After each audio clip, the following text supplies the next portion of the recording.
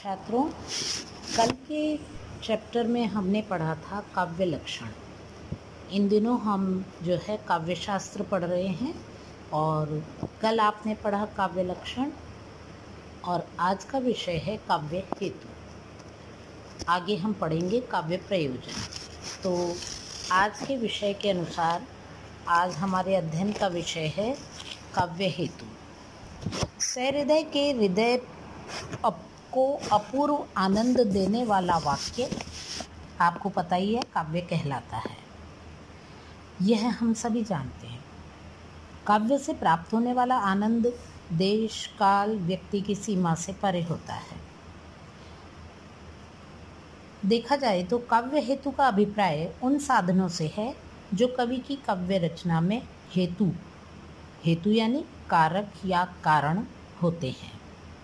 यानी काव्य रचना का कारण जो साधन होते हैं वे काव्य शास्त्र में काव्य हेतु कहलाते हैं। हेतु का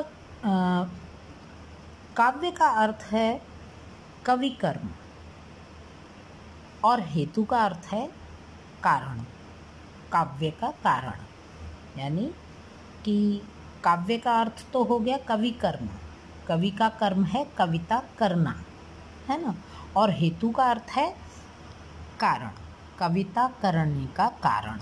यानी कि कवि के द्वारा कविता किस कारण से लिखी जा रही है, काव्य शास्त्र में यही काव्य हेतु कहलाता है। तो काव्य का अर्थ तो हो गया कवि कर्म और हेतु का शाब्दिक अर्थ कारण। अतएव काव्य हेतु का शाब्दिक अर्थ हुआ काव्य की उत्पत्ति का कारण, या कि दूसरे शब्दों में काव्य कार्य है और हेतु कारण है। अब हम काव्य हेतु के विषय में, ये कोई बहुत लंबा चौड़ा टॉपिक तो है नहीं, है तो ये छोटा सा टॉपिक काव्य शास्त्र का, कि काव्य शास्त्र में काव्य हेतु से क्या आशय है, इसका क्या तात्पर्य है, इसकी क्या परिभाषाएं हैं। तो जैसा कि मैंने आपको बताया कि इसका शाब्दिक अर्थ हो गया काव्य का तो कवि कर्म और हेतु का कारण। तो कवि के काव्य कर्म का कारण ही काव्य हेतु कहलाता है। अब मैं आपको जो है कुछ विचारकों की परिभाषाओं के बारे में बताऊंगी, जिनसे आपको और अधिक स्पष्ट हो जाएगा कि काव्य हेतु की विभिन्न भाषा के विद्वानों ने कौन कौन सी परिभाषाएं दी हैं। तो सबसे पहले संस्कृत भाषा के जो हैं विद्वानों की चर्चा करेंगे। आचार्य दंडी ने काव्य हेतु के लिए लिखा, निर्मल शास्त्र ज्ञान, नैसर्गिक प्रतिभा और बढ़ा चढ़ा अभ्यास काव्य संपत्ति में कारण होते हैं। संस्कृत के दूसरे आचार्य हैं आचार्य रुद्रट। आचार्य रुद्रट ने काव्यालंकार नामक अपनी पुस्तक में काव्य के 3 हेतुओं शक्ति, व्युत्पत्ति और अभ्यास का उल्लेख किया है। एक अन्य आचार्य हुए हैं आनंदवर्धन। उन्होंने वे जो हैं काव्य का प्रयोजन सहृदयों के मनोरंजन को ही मानते हैं। संस्कृत के विद्वानों की इस कड़ी में एक और नाम है आचार्य देव का। कवि आचार्य देव ने केवल यश को काव्य हेतु माना है। इसके पश्चात विद्वान जो हैं पाश्चात्य भाषा के विद्वान हैं प्लेटो प्रेरणा को काव्य हेतु मानते हैं। इसके पश्चात अरस्तु आते हैं। अरस्तु प्रतिभा को काव्य हेतु मानते हैं। और एक अन्य पाश्चात्य विचारक हैं जॉनसन प्रतिभा, व्युत्पत्ति व अभ्यास को काव्य हेतु मानते हैं। और अब हम बात करेंगे हिंदी के प्रमुख विचारकों की। तो हिंदी के प्रमुख विचारकों में बाबू गुलाब राय के अनुसार हेतु का अभिप्राय उन साधनों से है जो कवि की काव्य रचना में सहायक होते हैं। हिंदी भाषा के एक अन्य विचारक हुए हैं आचार्य देव। तो आचार्य देव ने केवल यश को काव्य हेतु माना है। अब प्रमुख विचारकों के द्वारा काव्य हेतु का वर्गीकरण किया गया है। तो पहला काव्य हेतु के वर्गीकरण को उन्होंने 3 रूप में बांटा है। पहला है प्रतिभा, दूसरा व्युत्पत्ति और तीसरा अभ्यास। यानी कि काव्य के हेतु जो है 3 तरीके से जो है स्पष्ट किया जा सकता है। प्रतिभा वह शक्ति जो व्यक्ति को काव्य रचना में समर्थ बनाती है। यह ईश्वर प्रदत्त शक्ति जन्मजात होती है। इसके बाद में आती है व्युत्पत्ति। व्युत्पत्ति का अर्थ है निपुणता, पांडित्य व विद्वता। ज्ञान की उपलब्धि भी व्युत्पत्ति ही कही जाती है, अर्थात वह विवेक जो कवि काव्यशास्त्र व लोक व्यवहार से प्राप्त करता है, व्युत्पत्ति कहलाती है। और तीसरा वर्गीकरण है अभ्यास। निरंतर प्रयास ही अभ्यास कहलाता है। इस संदर्भ में कवि वृंद ने लिखा भी है, करत करत अभ्यास के जड़मति होत सुजान, रसरी आवत जातते सिल पर परत निशान। अर्थात अभ्यास, निरंतर प्रयास ही अभ्यास है। तो छात्रों, उपर्युक्त वर्णन से यह स्पष्ट होता है कि संस्कृत, हिंदी या कि विदेशी भाषा के समस्त विद्वानों ने काव्य हेतु के रूप में प्रतिभा, शिक्षा और अभ्यास, इन तीनों के समन्वयक रूप को ही काव्य का हेतु स्वीकार किया है। छात्रों, कल के चैप्टर में हमने पढ़ा था काव्य लक्षण। इन दिनों हम जो है काव्य शास्त्र पढ़ रहे हैं और कल आपने पढ़ा काव्य लक्षण और आज का विषय है काव्य हेतु। आगे हम पढ़ेंगे काव्य प्रयोजन। तो आज के विषय के अनुसार आज हमारे अध्ययन का विषय है काव्य हेतु।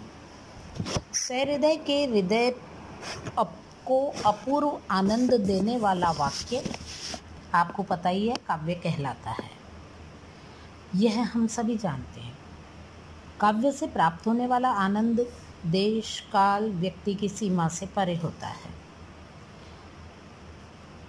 देखा जाए तो काव्य हेतु का अभिप्राय उन साधनों से है जो कवि की काव्य रचना में हेतु यानी कारक या कारण होते हैं। यानी काव्य रचना का कारण जो साधन होते हैं वे काव्य शास्त्र में काव्य हेतु कहलाते हैं। हेतु का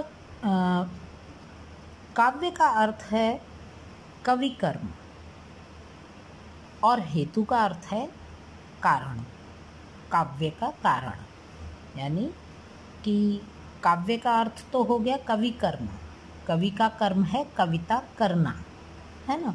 और हेतु का अर्थ है कारण, कविता करने का कारण। यानी कि कवि के द्वारा कविता किस कारण से लिखी जा रही है, काव्य शास्त्र में यही काव्य हेतु कहलाता है। तो काव्य का अर्थ तो हो गया कवि कर्म और हेतु का शाब्दिक अर्थ कारण। अतएव काव्य हेतु का शाब्दिक अर्थ हुआ काव्य की उत्पत्ति का कारण, या कि दूसरे शब्दों में काव्य कार्य है और हेतु कारण है। अब हम काव्य हेतु के विषय में, ये कोई बहुत लंबा चौड़ा टॉपिक तो है नहीं, है तो ये छोटा सा टॉपिक काव्य शास्त्र का, कि काव्य शास्त्र में काव्य हेतु से क्या आशय है, इसका क्या तात्पर्य है, इसकी क्या परिभाषाएं हैं। तो जैसा कि मैंने आपको बताया कि इसका शाब्दिक अर्थ हो गया काव्य का तो कवि कर्म और हेतु का कारण। तो कवि के काव्य कर्म का कारण ही काव्य हेतु कहलाता है। अब मैं आपको जो है कुछ विचारकों की परिभाषाओं के बारे में बताऊंगी, जिनसे आपको और अधिक स्पष्ट हो जाएगा कि काव्य हेतु की विभिन्न भाषा के विद्वानों ने कौन कौन सी परिभाषाएं दी हैं। तो सबसे पहले संस्कृत भाषा के जो है विद्वानों की चर्चा करेंगे। आचार्य दंडी ने काव्य हेतु के लिए लिखा, निर्मल शास्त्र ज्ञान, नैसर्गिक प्रतिभा और बढ़ा चढ़ा अभ्यास काव्य संपत्ति में कारण होते हैं। संस्कृत के दूसरे आचार्य हैं आचार्य रुद्रट।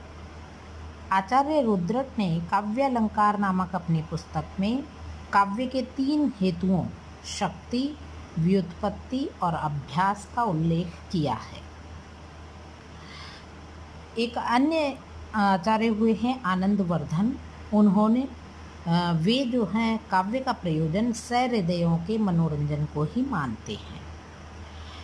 संस्कृत के विद्वानों की इस कड़ी में एक और नाम है आचार्य देव का।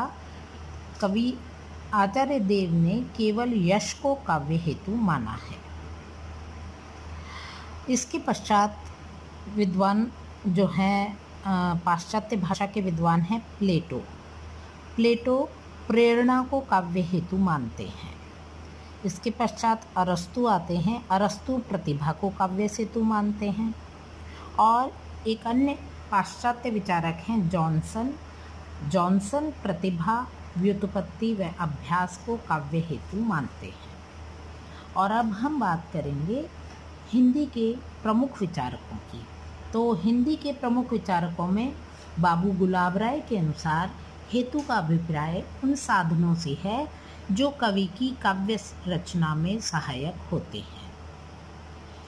हिंदी भाषा के एक अन्य विचारक हुए हैं आचार्य देव।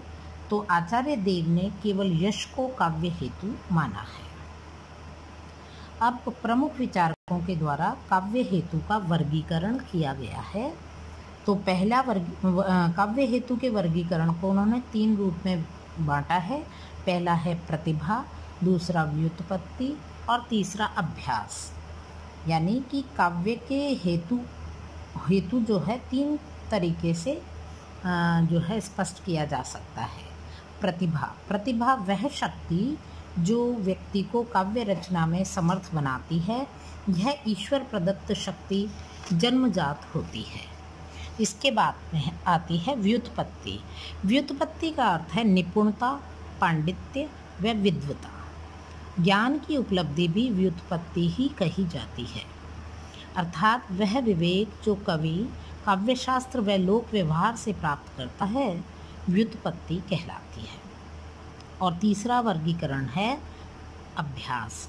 निरंतर प्रयास ही अभ्यास कहलाता है।